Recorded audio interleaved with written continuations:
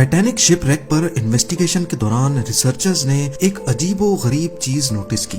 समंदर के बॉटम पर शिप का अगला हिस्सा काफी अच्छी कंडीशन में, जबकि पिछला हिस्सा इंतहाई बुरी कंडीशन में, और वो भी 2000 फीट दूर पड़ा था।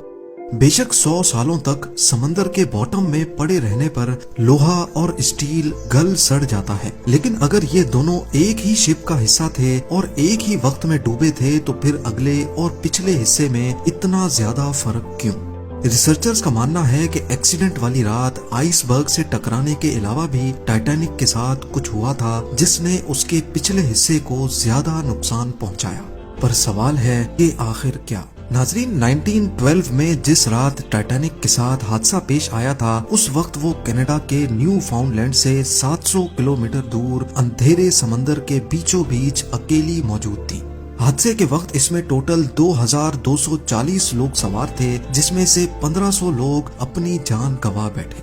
वो जिसको अनसिंकेबल कहा जाता था, वो कुदरत की ताकत के सामने देखते ही देखते काले समंदर की नजर हो गई। इस हादसे के चश्मदीद गवाह आई विटनेस सिर्फ वो लोग थे जो किसी तरह शिप से निकलकर अटलांटिक ओशन के ठंडे पानी में कूद गए थे।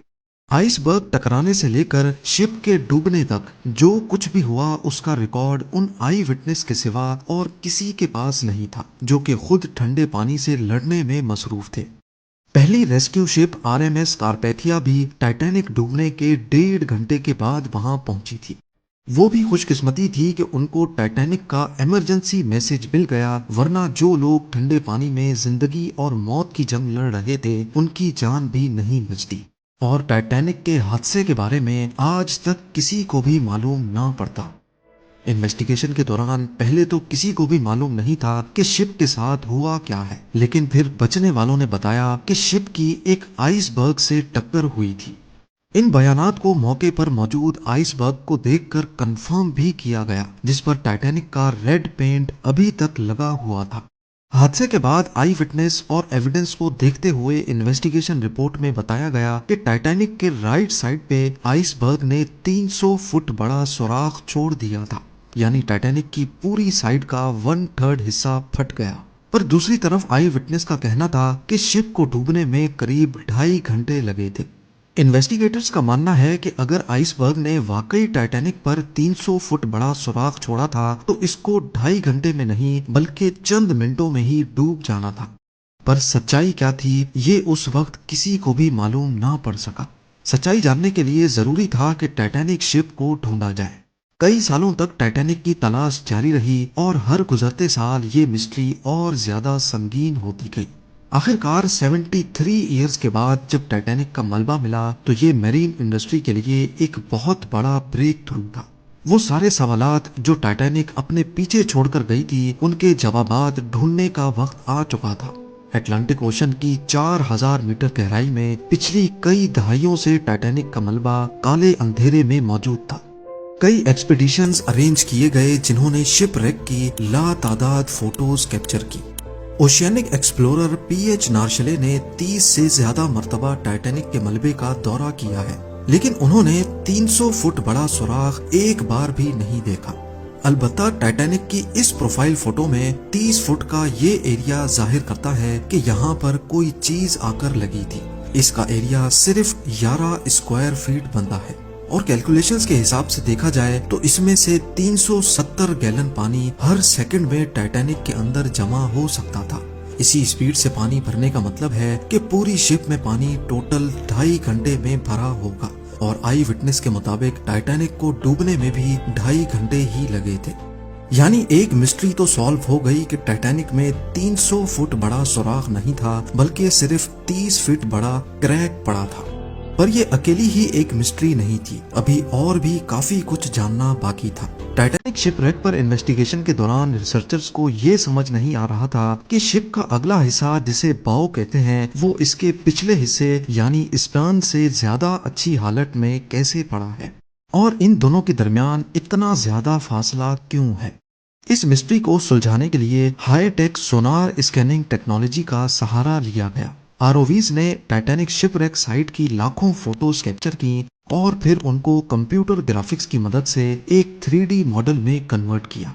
اس ماڈل میں وہ تمام ڈیٹیلز بھی تھیں جن کو نارملی اس گہرائی میں کوئی عام کیمرہ یا انسانی آنکھ نہیں دیکھ سکتی۔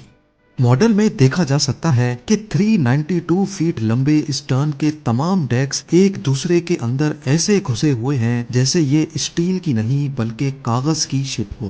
مختلف پارٹس شپ سے الگ ہو کر آس پاس بکھرے ہوئے ہیں۔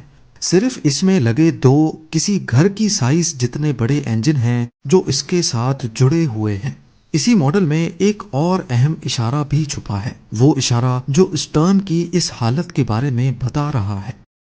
110 سال پہلے اسٹرن جب اوشن فلور سے آ کر ٹکرایا تو اس کے نشانات آج تک یہاں چھپے ہوئے ہیں، جن کو صرف 3D ماڈل کے ذریعے ہی دیکھا جا سکتا ہے۔ ان نشانات سے ظاہر ہوتا ہے کہ اسٹرن جس وقت اوشن فلور سے ٹکرایا تو وہ اینٹی کلاک وائز گھوم رہا تھا۔ سائنسدان ان نشانات سے اندازہ لگا سکتے ہیں کہ اسٹرن اس وقت حیرت انگیز طور پہ 80 کلومیٹر پر آور کی اسپیڈ سے پانی کے اندر جا رہا تھا۔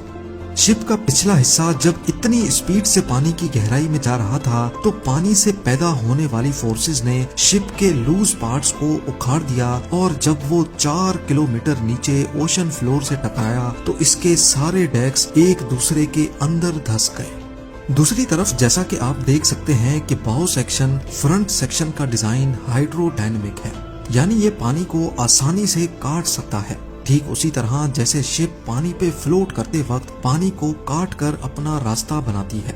یہی وجہ ہے کہ باؤ سیکشن اسٹرن کے مقابلے میں نہ ہی روٹیٹ کر رہا تھا اور نہ ہی پانی کی فورسز اس پر ڈائریکٹلی اٹیک کر رہی تھی۔